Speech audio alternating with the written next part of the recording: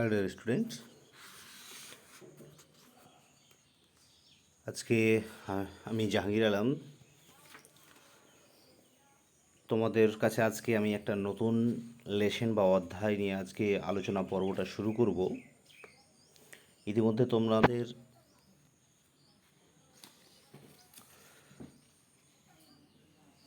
যে সেকেন্ড টার্মের first lesson the magic fish বোন how the little Clyde learn to fly, আমরা অ্যাক্টিভিটিটা আমরা করে কমপ্লিট করেছি। এরপরে আমরা দ্বিতীয় লেসন হিসাবে অর্থাৎ সেকেন্ড টার্মের দ্বিতীয় লেসন হিসাবে আমরা যে অধ্যায়টা পড়ব তার নাম হচ্ছে দ্য ম্যাজিক ফিশবোন। লিখেছেন কে? Charles Dickens. লেসন নম্বর তোমাদের বইয়ের মধ্যে 7, পেজ নম্বর 66। তো ডে স্টুডেন্ট, যারা বইটা খোলোনি আমি তাদের উদ্দেশ্যে বলবো তোমরা একটু বইটা খোলো। তাহলে কি যে আমার যে ভয়েসের সাথে সাথে তোমরা টেক্সট বইটা একটু লক্ষ্য রাখবে, তাহলে তোমার বোঝার ক্ষেত্রে সুবিধা হবে এবং তোমার পড়ার ক্ষেত্রে অনেকটাই সুবিধা হবে। তো স্টুডেন্ট, প্রথমত আমরা এই গল্পের যে নামটা আছে সেই নামটা আমরা জেনে নেব। Magic fishbone. Magic fishbone, magic কথাবার্তা হচ্ছে কি, আমরা সাধারণত কি বলি সেটা জাদু হিসেবে আমরা সম্বোধন করি। ফিশ কথাবার্তা হচ্ছে মাছ, বোন কথাবার্তা হচ্ছে হাড়। একটা জাদুই মাছের হাড়। লিখেছেন কে বললাম? Charles Dickens. তো ডিয়ার স্টুডেন্ট, এবার আমরা চলে যাই চার্লস ডিকেন্স এর লেখা যে ম্যাজিক ফিশবোন, সেই ম্যাজিক ফিশবোনসের যে লেখক পরিচিতি সে সম্পর্কে আমরা একটু জেনে নিই। তাহলে চার্লস ডিকেন্স সম্পর্কে আমরা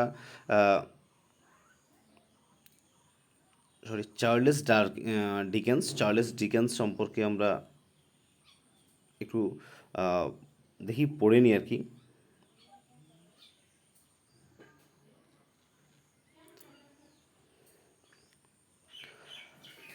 চার্লস জন হুফাম ডিকেন্স জন্মগ্রহণ করেছিলেন কত? 1812 খ্রিস্টাব্দে। তিনি ইহলোক থেকে পরলোক গমন করেছিলেন 1870 খ্রিস্টাব্দে। যিনি ছিলেন একজন কি ওয়াজ এ ব্রিটিশ রাইটার, একজন ব্রিটিশ লেখক। হুজ নোটেবল ওয়ার্কস, তার সেই নাম করা সেই বা বিখ্যাত কাজগুলি হলো কি? অলিভার টুইস্ট যে একটা লেখা আছে, সেই অলিভার টুইস্ট কী তার লেখা আছে সেই লেখাগুলো আমি তোমাদের সামনে এখন পড়তে। তার যে বিখ্যাত লেখাগুলো সে হচ্ছে Oliver Twist, Christmas Carol, Tales of Two Cities, David Copperfield, ETC, মানে ইত্যাদি বইগুলো তিনি লেখার জন্য সবচেয়ে বেশি ভালোভাবে তিনি নাম করেছিলেন। During his life time and even in present time, এমন তার সমসাময়িক সময় এমনকি এই বর্তমান সময়েও his works have always enjoyed great popularity.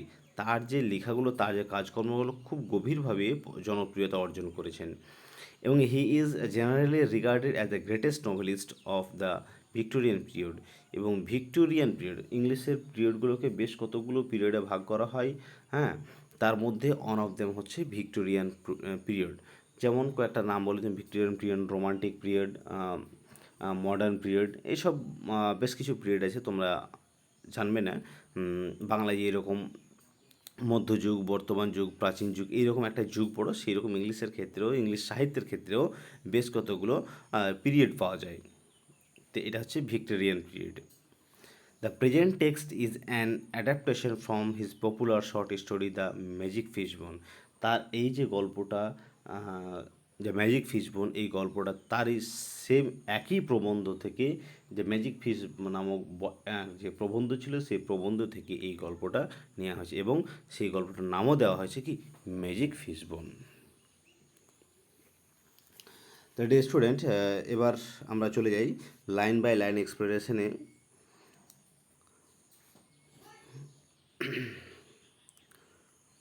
Page number তোমার এবার খুলে ফেলো, যে 68 পেজ।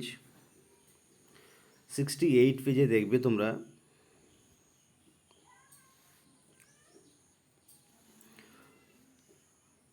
এবার আমরা লাইন বাই লাইন এক্সপ্লেনেশনগুলো করতে যাচ্ছি, তোমরা একটু মন দিয়ে শুনবে। ফার্স্ট কি বলছে, there was once a king and he had a queen. বলছে there was once a queen, there was once a king. সেখানে এক কী ছিল, রাজা ছিল। And he had a queen, এবং সেই রাজার একটা রানী ছিল। তার মানে কোনো এক জায়গায় বা সময় কোনো এক রাজা ছিল এবং তার সাথে কে থাকতো, এক রানী থাকতো। দে হ্যাড সেভারাল চিলড্রেন, এবং সেই রাজার কী ছিল, অনেক সন্তান ছিল বা শিশু ছিল।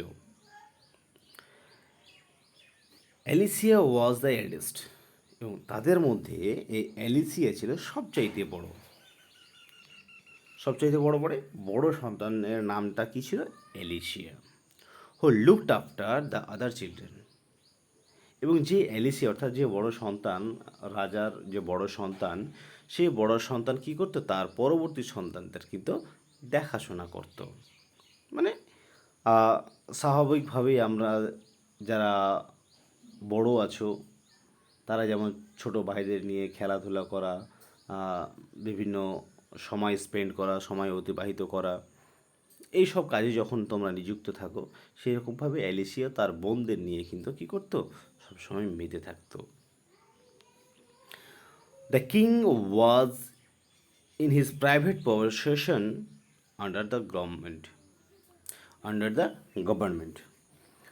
তাহলে কী বলছে, যে এই যে এই রাজা অর্থাৎ অ্যালিসিয়ার বাবা কী করতেন, একজন প্রাইভেট প্রফেশন, কিসের, আন্ডার দ্য গভর্নমেন্ট, হ্যাঁ, সরকারের অধীনস্থ হয়ে একটা বেসরকারিভাবে প্রফেশনে যুক্ত ছিলেন। তার মানে কি, এখানে রাজার যে প্রফেশন, রাজা যে বলেছেন, অ্যালিসিয়ার বাবা যে রাজা বলেছেন, সেই রাজা কী করতো, সেই রাজার উপরে ঊর্ধ্বতর যেন কেউ একটা শাসন ব্যবস্থা চালাতো।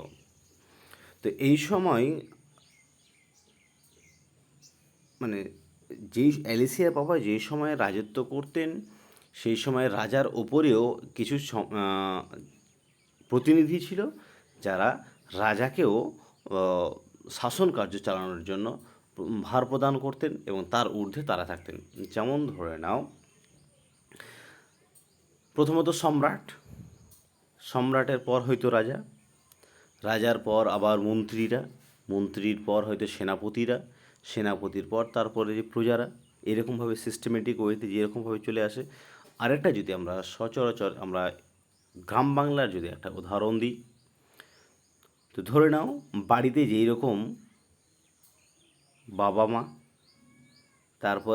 তারপরে আছে বড় দাদা বা দিদি, তারপরে ছোট ছোট ভাইগুলো চলে আসে, বাড়ির সর্ব ঊর্ধ্বে কে থাকলো, বাবা মার অবর্তমানে আমাদের ফ্যামিলিগুলোকে মেনটেন করে, বড় দাদা বা দিদিরা।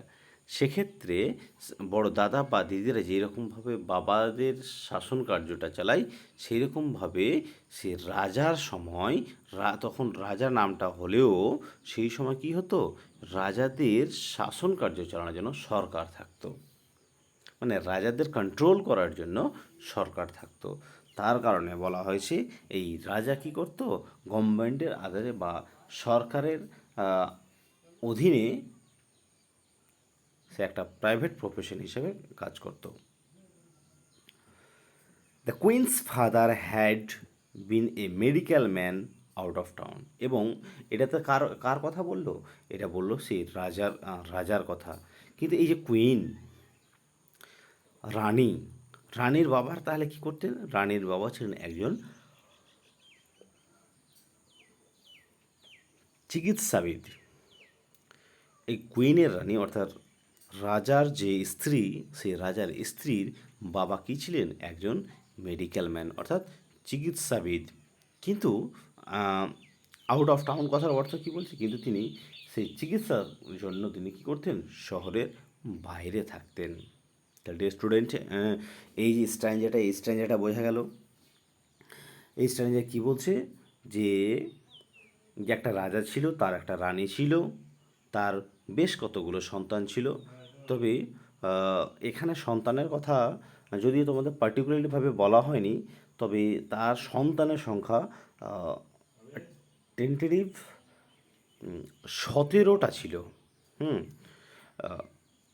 অ্যাকর্ডিং টু মাই সোর্স, অ্যালিসিয়ার যে ভাই বোনেদের সংখ্যা, তারা সম্ভবত 17 জন ছিল আর কি। তার মধ্যে অ্যালিসিয়া ছিল বড়। এবং স্বভাবতই কী করতেন? অ্যালিসিয়া তার যে ছোট ভাই বোনদের, সেই ছোট ভাই বোনদের কী করতেন? দেখাশোনা করতেন। এবং যে এই রাজা অর্থাৎ অ্যালিসিয়ার বাবা সরকারের অধীনে রাজা হিসেবে কাজ করতেন একটা। এবং সে কুইনে অর্থাৎ অ্যালিসিয়ার মা যে ছিলেন কুইন রানী, সে অ্যালিসিয়ার মায়ের বাবা অর্থাৎ রাজকুমারীর যে বা রানীর যে বাবা, সেই রানীর বাবা একজন চিকিৎসাবিদ হিসেবে কাজ করতেন, যিনি চিকিৎসার শাস্ত্রের জন্য বা চিকিৎসার ক্ষেত্রের জন্য তিনি টাউনের বাইরে থাকতেন। ওকে, আচ্ছা, এবার চলে যাও পরবর্তী স্টেজে। ওয়ান ডে, একদিন, the king was going to the office. রাজা কী করছিলেন? অফিসে যাচ্ছিলেন। The king was going to office when he stopped at the fishmonger's shop. একদিন যখন তিনি সেই কী বললাম যে গভর্নমেন্টের আন্ডারে তিনি কাজ করতেন, তার কারণে তাকে হয়তো কোনো একটা অফিস যেতে হতো। তো একদিন সে কী করছিলেন? অফিস যাচ্ছিলেন। When he stop at the fishmonger shop, তখন তিনি, ফিশমঙ্গার্স মিন্স কথা বলা হয় কাকে? যারা দোকানে বসে মাছ বিক্রি করে। কেমন দোকানে বসে? তোমরা হয়তো বাজারঘাট যাবে, তখন দেখো না যে যারা মাছ বিক্রি করে একটা জায়গায় বসে মাছ বিক্রি করে। তো যারা মাছ বিক্রি করে তাদেরকে বলা হয় কি? ফিশমঙ্গার। তাহলে সে কী করছিল? অফিস যেতে যেতে সে একটা ফিশমঙ্গারের দোকানের সামনে যেন বসে পড়ল। He needed to buy a pound and a half of salmon, which the queen had requested him to send home. আচ্ছা, তাহলে কী করলো? He needed to buy a pound. Pound কথার অর্থ তোমরা তোমার টেক্সটের মধ্যে দেখতে পাবে, এই যে নিচের দিকে লেখা আছে দেখো, এ ইউনিট অফ মেজারিং ওয়েট। মানে একটা পরিমাপ বলছে, মানে ওয়েটের কথাটা এখানে তুলে ধরা হয়েছে। He needed to buy a pound of half of salmons. সে কিছু পরিমাণ সে কী করতে? হি নিডেড, তার প্রয়োজন ছিল, টু বাই মানে কেনার, এ পাউন্ড মানে কিছু পরিমাণ মাছের, পাউন্ড অ্যান্ড এ হাফ মানে হাফ পাউন্ড মাছের তার প্রয়োজন ছিল কিনার। অফ কোন মাছ? সামন। এখানে স্পেলিংটা দেখো, SALMON। সালমন হওয়ার দরকার ছিল, কিন্তু এখানে এল উচ্চারণটা তোমাদের সাইলেন্ট থাকবে। তো উচ্চারণটা হবে কি? সামন। হ্যাঁ, তো সামানটা কি? সামানটা হচ্ছে এক প্রজাতির মাছ। তাহলে কি বলছে? যে হাফ পাউন্ড সামন মাছ সে কেনার জন্য সেই ফিশমঙ্গারদের দোকানের সামনে দাঁড়িয়ে পড়লো। হুইচ মানে যেটা অর্থাৎ যে master the queen had requested to send home, যে রানী তাকে বলেছিলেন, অনুরোধ করে বলেছিলেন যাতে সেটা তার বাড়িতে পৌঁছে দেন। তাহলে কাকে বলেছিল? যে এই যে কিং ছিল অর্থাৎ অ্যালিসিয়ার বাবাকে, অ্যালিসিয়ার মা বলেছিল যে অফিস যাওয়ার সময় সে যাতে 1/2 পাউন্ড সামন মাছগুলো যেন তার বাড়িতে পাঠিয়ে দেয়। তারপর কি বলছে? He had not proceeded far after fishing his shopping. He had not proceeded, proceeded কথাবার্তা হচ্ছে কি, he had not proceeded far after finishing his shopping. সে তার যে কেনাকাটার কাজ, অর্থাৎ মাছ কেনাকাটার কাজ, সে মাছ কেনাকাটার কাজটা আর কমপ্লিট হয়ে যাওয়ার পর সে আর কিন্তু আর সামনের দিকে কিন্তু আর অগ্রসর হল, অর্থাৎ মাছ কেনাকাটা হয়ে যাওয়ার পর সেই জন্য আর অতিরিক্ত সময়টা যেন আর কী অতিবাহিত করলেন না।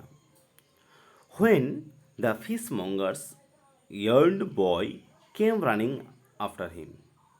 এরপর সে যখন আর সময় অতিবাহিত করলেন না বা তার অফিসের দিকে আবার রওনা হতে চলছিলেন, সেই সময় ফিশমঙ্গার্স আর্ন বয় কথার অর্থ হচ্ছে, দেখবে যে আমরা যাকে বলি হেল্পার। প্রত্যেক দোকানে মালিক তো থাকেই, মালিক শুধু কি করে যে টাকা পয়সাগুলো গুনে নেওয়ার বা হিসাবপত্রের ব্যাপারগুলো দেখাশোনা করে বা কোনটা কী দিতে হবে সেগুলো। কিন্তু প্রত্যেক দোকানে দেখবে একটা করে হেল্পার থাকে, কি যে মালিক পক্ষ তাকে অর্ডার করে দিল যে সেই মালটা দাও, ওই মালটা দাও, মানে যেরকমভাবে যে সামগ্রী তুমি নিবে সে তা তখন কী করে, সেই হেল্পম্যানটাকে তখন বলে, হেল্পম্যানটা তোমাকে সেই জিনিসগুলো সার্ভ করে দেয় বা পরিবেশন করে দেয়। তো আর্ন বয় কথা হচ্ছে সেই helper boy. When the fishmonger's helper errand boy, তখন সে এই ফিশ মঙ্গার অর্থাৎ মেছোর যে অর্থাৎ যে মাছ বিক্রেতার যে সাহায্যকারী যে বয়টা ছিল, কেম রানিং আফটার তার পিছন পিছন যেন দৌড়ে আসলো। হি সেইড, সে বলল, তাহলে সেই ইয়ার্ন বয়টা বলল, sir you don't notice the old lady in our shop. সে দৌড়ে তার পিছন পিছন দৌড়ে এসে তাকে জিজ্ঞেস করলো, মহাশয় আপনি কি you don't the old lady in our shop, আপনি কি আমাদের এই দোকানে সে বৃদ্ধ মহিলাটাকে লক্ষ্য করেননি বা দেখতে পাননি? What old lady inquired the king. তখন সেই রাজাটা তাকে জিজ্ঞেস করলো যে কি বৃদ্ধ মহিলা?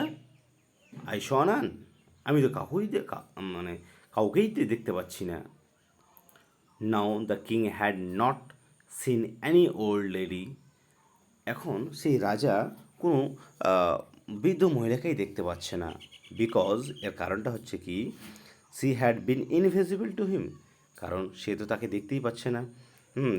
The king had not seen any old lady, সে কাউকেই কোনো বৃদ্ধ মহিলাকে দেখতে পাচ্ছে না। কারণটা হচ্ছে কি, she is been invisible to him, কারণ সে তার থেকে দৃষ্টির বাইরে। কারণ বৃদ্ধ মহিলাটা সেই কিংয়ের দৃষ্টির বাইরে আছে, তার কারণে তাকে দেখতে পাচ্ছেন না। দো, যদিও ভিজিবল টু দ্য ফিশমঙ্গার্স বয়, যদিও এই ফিশমঙ্গার্স যে হেল্পার বয়টা, যে আর্ন বয়টা ছিল, সে আর্ন বয়টা সেই মেয়েটাকে বা ওল্ড লেডিটাকে দেখতে পাচ্ছিল। তাহলে ডিয়ার স্টুডেন্ট, এখানে আমরা এটুকু জিনিস বুঝতে পারলাম যে দেখো,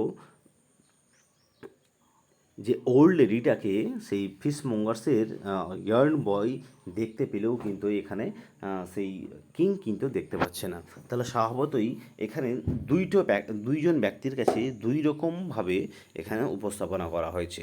প্রথমত যে ইয়ার্ন বয় ছিল, সেই ইয়ার্ন বয় কী করতে পারছে, যে ওল্ড লেডি ছিল সে ওল্ড লেডিটাকে দেখতে পাচ্ছে, বাট যে কিং কিন্তু সে ওল্ড লেডিটাকে দেখতে পাচ্ছিল না। তারা স্বভাবতই একটা বস্তু যখন কেউ দেখতে পায়, একটা দেখতে পায় না, তখন আমরা এখানে একটা কি ম্যাজিকের মতো কাজ করে। তো ডিয়ার স্টুডেন্ট, এইখানে কিন্তু যে ওল্ড লেডিটা বলা হচ্ছে, সেই ওল্ড লেডি হয়তো একটা ম্যাজিকের কাজ করছে। তবে পরবর্তী সময়ে যে এই গল্পটা নিয়ে আর কি আমরা পাবো বা কী লক্ষ্য করব, সেটা আমরা পরবর্তী সময়ে আমরা দেখতে পারবো, অবশ্যই লক্ষ্য করব। তো ডিয়ার স্টুডেন্ট, তোমাদের টেক্সটের পড়াটা এই পর্যন্তই থাকলো। এবার তোমরা একটু ওয়ার্ড মিনিংগুলো একটু আন্ডারলাইন করে নাও, আমি বলছি সেই ওয়ার্ড মিনিংগুলো তোমরা অবশ্যই বাড়িতে দেখবে এবং সেগুলো অবশ্যই খাতায় নোট ডাউন করবে। King, queen, children, eldest, looked after, private, procession, government,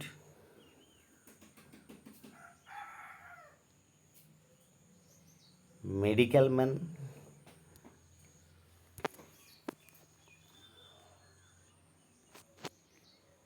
stopped,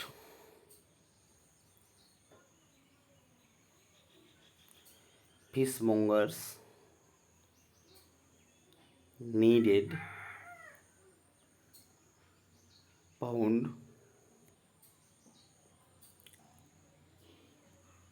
requested,